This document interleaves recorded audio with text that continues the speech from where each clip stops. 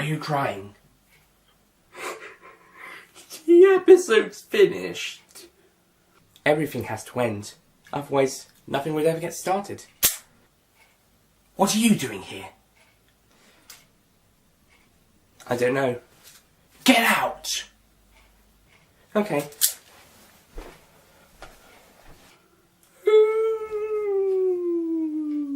Yes, the episode has ended.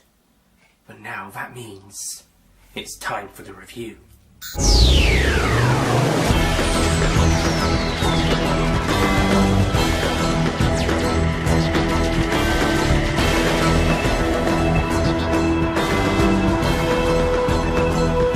Hello there, ladies and gentlemen, Nick here, and welcome to my review of Doctor Who Series 10, Episode 8, The Lie of the Land. Yeah, Doctor Who Series 10 seems to be really, really good. It's just had a streak of great episodes. Even Extremis wasn't that bad. It was a pretty good one. So yeah, just great episode after great episode. So this episode takes place in a dystopian-like future. Well, not future, present day. But where Bill is amongst people who are forced to believe what the monks say. What they say is the truth, that they've been here forever. And so she has to find the Doctor and free him from the monks.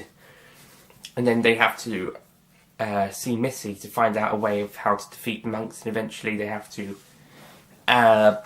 put the memories of the real Earth, what happened in real Earth, to everyone's minds so they can rebel against the monks. What I like about this episode is the setting. It's, as I said, taking place in a dystopian present, not future, present.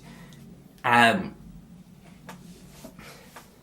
can be really threatening. The opening sees a family being torn apart by such a thing as a mother is taken away because she knows the truth. And Bill sees this, and it's kind of a shock horror thing. And she's made up her mum listening to her talk so she can have some comfort. So they then try to get the Doctor out. It's all a trick. He's pretending to be with the monks, but it's actually a trick. And then so, although he does test Bill to see if she was not believing it, but I can't exactly remember what precisely what he said, but he had to make sure she wasn't under the monks' control. And then they have to see Missy in the vault, and then they do the little thing, they enter the pyramid and the Doctor tries to put the real history back into everyone's mind. And then Bill puts her memories in, and also stuff about the mum. It's actually quite suspenseful, to be honest, especially at the start when they're trying to get the Doctor out. And also the regeneration, that's the one from the trailers, so no, the Doctor will not be the Doctor is not likely to regenerate in the final 2 episodes. I think it will be in the Christmas special as planned, because that was a red herring in the trailers. I don't even know if it's proper regeneration. Might have been. It might have been in effect. Does that mean the 12th Doctor did the same thing as the 10th Doctor? Are we going to count that now?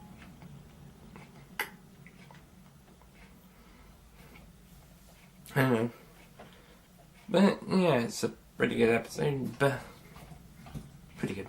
It's a great episode. It's really well. And Nardal's little pinch thing isn't too different to what the 3rd Doctor would do. Hike, or little, you know. So yeah, I'm liking how the Capaldi era is going back to more the John Pertwee era in some cases. The 12th Doctor did the hike in Robot of Sherwood and a punch in Thin Ice. Sorry for the background noise. And now Nardal did one of these to knock him out. It's very clever. Very nice. And yeah, it's just a really good story. Very, as I said, very suspenseful. It does keep you on the edge of your seat for the first act, and then the second and third. It also keeps you on the edge of your seat, just to see how they're going to succeed. Very, very enjoyable, very clever. Hey guys, Nick here, just a quick thing. I originally gave The Lie of the Land a 9 out of 10. I'll put that bit in the bloopers, but thinking about it, I think I'm going to have to lower it down to an 8.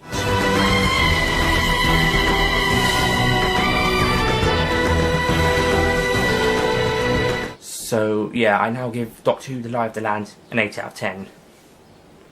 Sorry for the inconvenience, but I just changed my opinion, so... Yeah, Jean Le Carré kind of helped with that, but... Yeah, well, no, he didn't. Well, he might have done a little. But, you know, it's not completely perfect. I think it's great, but it's not completely perfect, so, yeah. I'll let myself continue now, but, yeah. So, thank you for watching this bit, and I shall continue. I don't think it's quite perfect, that's why it's not a 10, but the suspense and the story and the setting are all really good, and the acting is pretty great from all the actors, as well as the supporting cast. I think if we could expand it a little bit more on the situation around them, it probably would be even better. Maybe that's it. But, oh well. It's pretty good. Also, this story has similarities to the sound drums and Last of the Time Lords, in case anyone's noticed. So yeah, Lie of the Land, that was a great episode. Next time, we go to Mars for the Empress of Mars. And there's going to be some more Ice Warriors next time instead of just the one. Yay! Could the Empress of Mars be the best Ice Warrior story ever? We'll see. Because, in my case, I haven't really enjoyed the previous Ice Warrior stories. I think after watching them, I'm thinking about the stories of either Curse of Peladon or Cold War are probably the better of the two. And if it's Curse of Peladon, that's how low we've sunk. The Ice Warriors stories have sunk. Curse of Peladon is the best. Oh boy. So I'm not really a big fan of Ice Warriors, and second time round of Season Doom I found it more boring, even though I liked it more than the first time. Cold War just didn't impress me, and The Monster of Penance is my least favourite story of all time, so... Yeah, if Curse of Peladon turns out to be the best of the Ice Warrior stories, God help us. But then again, Empress of Mars, look at the track record of Series 10, not Series 9, Series 10, Empress of Mars could be another great episode, or at least to extremis point, which would probably put it above the other Ice Warrior stories, or at least up to Cold War, Curse of Peladon. I think maybe Cold War is probably the best one so far, but God help us if it's Curse of Peladon. But God save us. Thank you God if Empress of Mars turns out to be the best one. It may even be the best of the series, we don't know yet. So thank you for watching, I'll see you guys next time.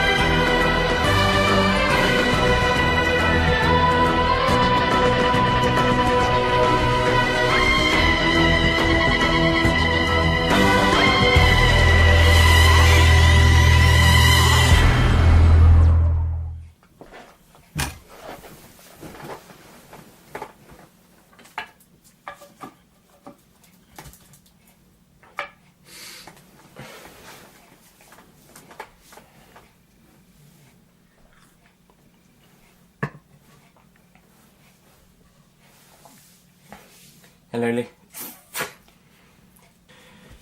This one sees a dystopian future-like setting where Bill has to... hold on.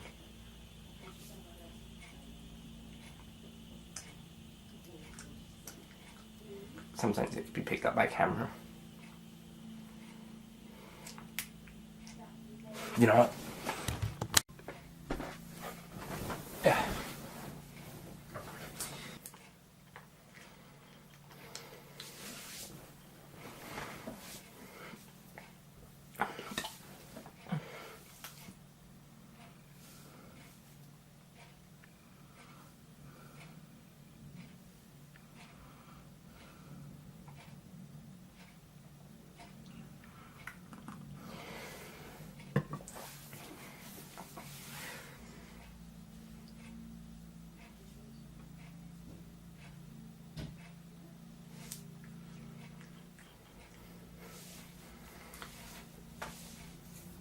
So, yeah, I can't really talk much about this episode without spoiling it. But, anyway, this is a spoiler review, I should say.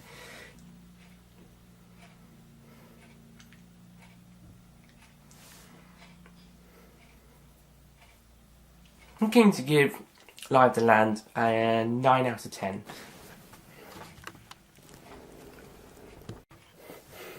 Oh.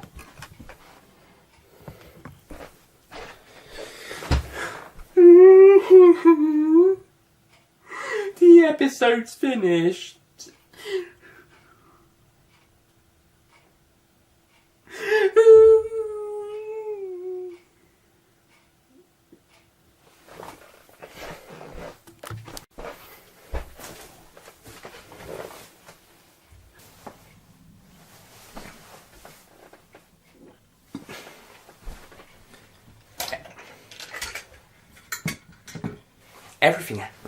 Everything has to end. Otherwise, nothing would ever get started. I don't know. Okay. That was a bad take. I'm going to do it again.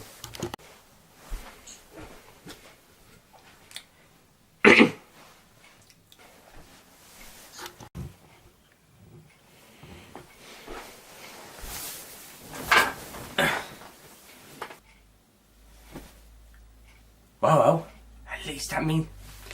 Well... Yes, the episode is ended. Hey guys, Nick here. Sorry that it's not on a tripod, but I'm just making this quick. In my original recording of the review I did, which I'm about to finish editing, I gave it a 9 out of 10. However, thinking about it, I think I would now give it an 8 out of 10, so... Screw. Hey guys, Nick here. Sorry, no tripod. This is just going to be quick. Sorry if you can't see me properly. I have no idea what I look like this way. But... yeah, in my original recording of the Land review, I gave it a 9 out of 10, but thinking about it, I think I'd rather give it an 8 out of 10. So yeah, sorry about that. So, yeah, and I'll let myself continue. Okay, back to the review. Sorry about this.